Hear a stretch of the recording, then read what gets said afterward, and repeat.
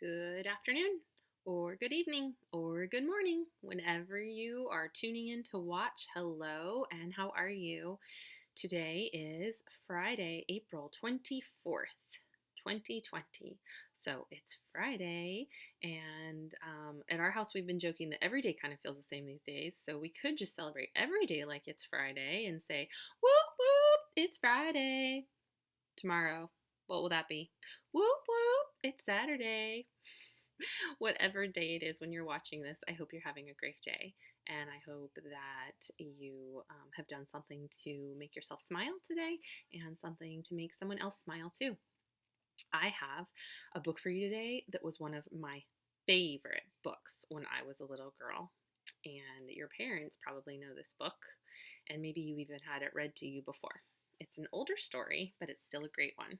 This book is called Blueberries for Sal. And if you can see this right here, it shows that this is actually a Caldecott Honor book. So it has an award for being a great book.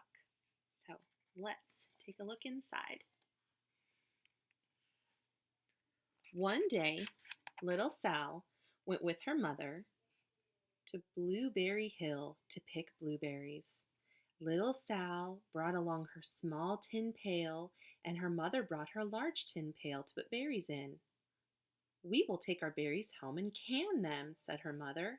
"Then we will have food for the winter." Do you see the car in the picture? This shows us that it's an old story. So they're going to take the berries home and can them. That means save them. Little Sal picked 3 berries and dropped them in her little tin pail. Kaplunk, kaplink, kaplank. She picked 3 more berries and ate them. Then she picked more berries and dropped 1 in the pail. Kaplunk, and the rest she ate.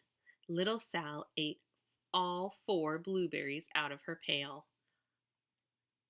Are very many blueberries making it into her pail? Or is Sal just enjoying all those yummy berries?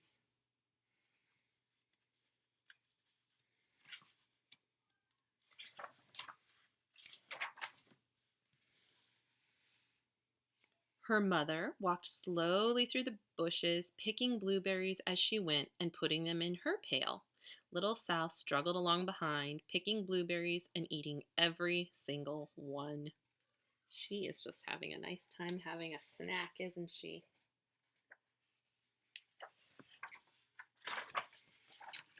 Her mother stopped picking and said, "Now, Sal, you run along and pick your own berries. Mother wants to take her berries home and can them for next winter."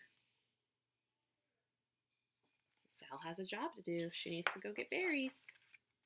Her mother went back to her picking, but little Sal, because her feet were tired of standing and walking, sat down in the middle of a large clump of bushes and ate blueberries.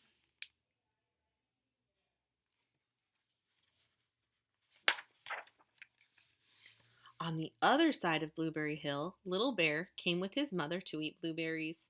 "Little Bear," she said, "eat lots of berries and grow big and fat. We must store up food for the long cold winter."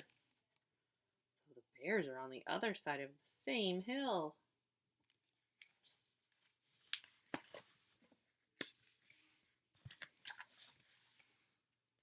Little Bear followed behind his mother as she walked slowly through the bushes eating berries. Little Bear stopped now and then to eat berries. Then he had to hustle along to catch up. You see him there? Catching up with his mom?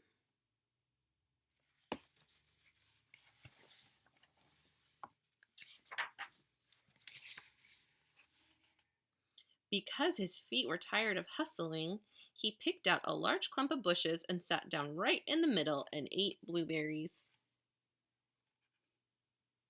Who else decided to sit down and eat blueberries instead of walking? Do you remember, little Sal? Over on the other side of the hill, little Sal ate all the berries she could reach from where she was sitting. Then she started out to find her mother.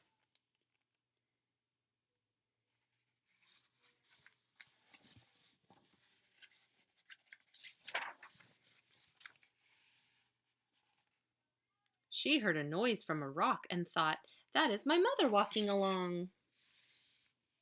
There's little Sal. Is she hearing her mom? What do you think? But it was a mother crow and her children, and they stopped eating berries and flew away, saying, caw, caw, caw. Then she heard another noise in the bushes and thought, that is surely my mother, and I will go that way.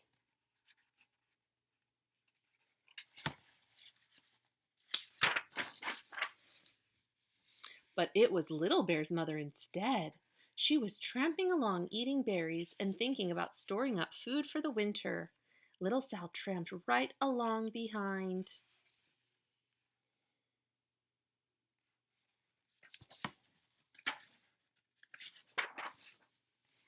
By this time, Little Bear had eaten all the berries he could reach without moving from his clump of bushes. Then he hustled off to catch up with his mother. He hunted and hunted, but his mother was nowhere to be seen. He heard a noise from over a stump and thought, that is my mother walking along. Do you see Little Bear going up the hill, trying to find his mom?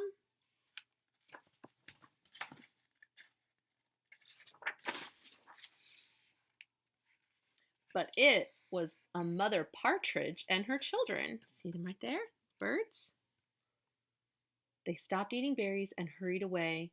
Then he heard a noise in the bushes and thought, that is surely my mother. I will hustle that way.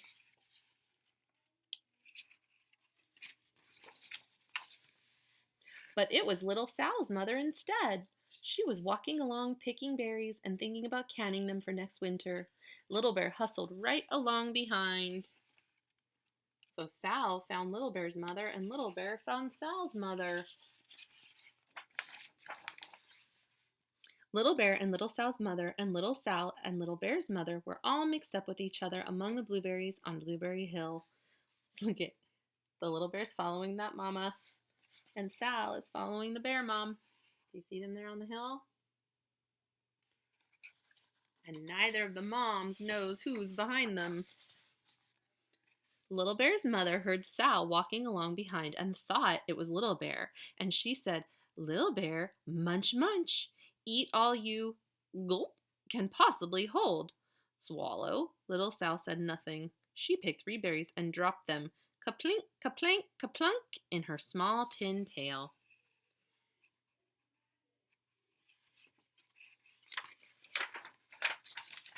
Little Bear's mother turned around to see what on earth could make a noise like kaplunk. Grumph! She cried, choking on a mouthful of berries. This is not my child. Where is Little Bear? She took one good look and backed away. She was old enough to be shy of people, even a very small person like little Sal. Then she turned around and walked off very fast to hunt for Little Bear. You see the look on Mama Bear's face?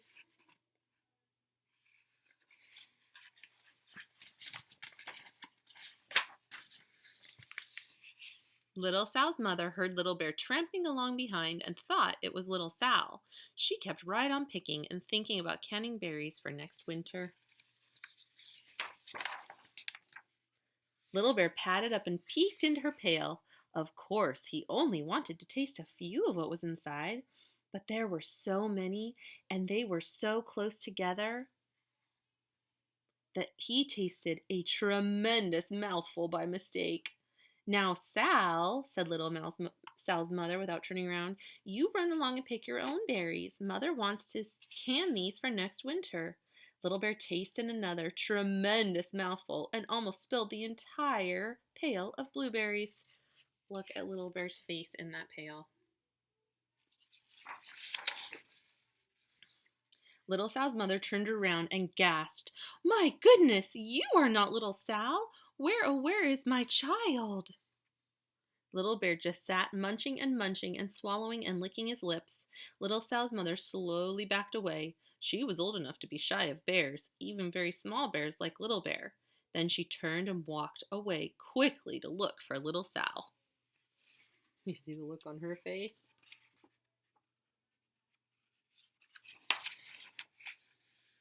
She hadn't gone very far before she heard a kaplink, kaplink, kaplunk. She knew just what made that kind of noise. Who did she find?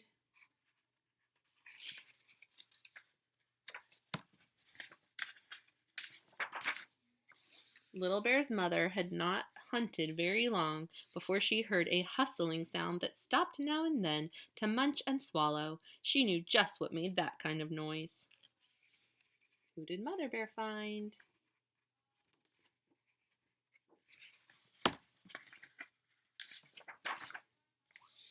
Little Bear and his mother went home down one side of Blueberry Hill. There they go. Do you see them?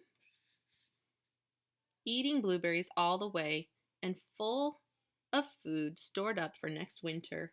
And little Sal and her mother went down the other side of Blueberry Hill, picking berries all the way, and drove home with food to can for next winter, a whole pail of blueberries and 3 more besides. There they are, in their home. See, they're putting them in the jars. The end. I hope you enjoyed that story.